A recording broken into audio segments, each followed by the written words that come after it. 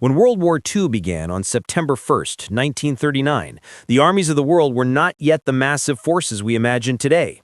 The global military balance shifted day by day, transforming small regional battles into the largest conflict in human history.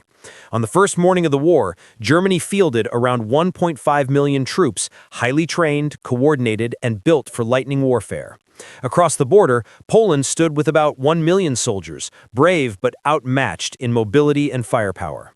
Yet even as German armies smashed into Polish defenses, the real giants had not yet awakened. France and the United Kingdom, both committed by treaty, began mobilizing slowly, their combined manpower growing from under 1 million on day one to nearly 3 million within months. But despite their numbers, their armies were spread thin, strategically cautious, and unprepared for the speed of German assaults. As the days passed, the map shifted violently. By April 1940, Germany expanded its army further, surging past 3 million men, absorbing resources from conquered territories, and preparing for the great push into Western Europe. When France fell in June, the collapse reshaped world power. An army of 2.5 million French soldiers evaporated almost overnight, transforming Germany into the master of continental Europe. Britain stood alone, its active army barely 1 million, defending an island under the shadow of invasion. Yet even as German manpower peaked on land, another force slowly emerged, the industrial and demographic potential of countries still outside the war. By 1941, the numbers changed again with a thunderclap. When Hitler launched Operation Barbarossa, the German army swelled to over 3.8 million invading troops, the largest land force ever assembled at that point. But they struck a giant even larger. The Soviet Union, stunned but not broken, mobilized at a speed beyond anything Europe had seen, expanding from 5 million active personnel to over 11 million within months.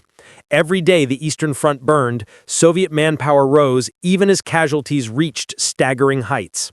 Entire armies were destroyed and reborn, divisions collapsing and reappearing deeper in the country. The Eastern Front was not just a battlefield, it was a machine consuming human lives on a scale the world had never witnessed.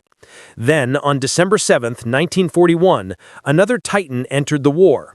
The United States, with fewer than 2 million in uniform at the time of Pearl Harbor, transformed almost instantly. By the end of 1942, America's armed forces surged past 5 million, and by 1944, they exceeded 12 million, matched with industrial firepower capable of arming entire continents. Each day of the war, American manpower rose while the Axis shrank. Germany, fighting on multiple fronts, relied on forced conscription, younger teens, and older men, shrinking in quality even as it briefly grew in size. Japan, with roughly 6 million total military personnel, stretched its forces across thousands of miles of ocean, fighting a war of attrition it could never sustain. By 1943, the global picture had shifted again.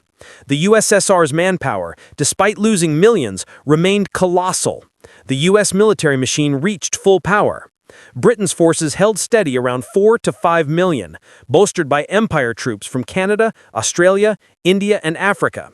Meanwhile, Germany faced an impossible math problem.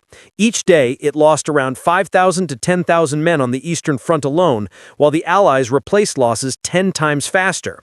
The once unstoppable Wehrmacht began to shrink, exhausted and surrounded, its armies unable to regenerate as they had before. By 1944, the numbers told a story clearer than any speech. The Allies controlled over 30 million troops. The Axis controlled barely half of that, many under-equipped and under-trained. When D-Day arrived, Germany had fewer than 1.5 million troops left in the West to face the rising tide of American, British, Canadian, and Free French forces. And as Soviet armies pushed from the east with over 6 million soldiers, the fate of Europe was sealed.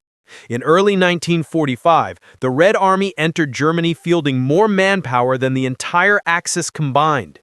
Japan, isolated and starving, watched its shrinking armies fight battles they were never going to win. By the final months, Japanese army groups in places like Manchuria and the Philippines were shadows of their former strength. As the war ended, every army size chart told the same brutal truth. The nations that mobilized the largest, most sustainable forces, backed by industry and population, became the nations that shaped the new world. The countries that relied on shock, speed, and early victories fell beneath the weight of giants, who became stronger every single day. In the end, World War II was not only a clash of strategies, it was a clash of manpower, production, and time. And time favored the nations that could grow, not the ones that could only strike quickly.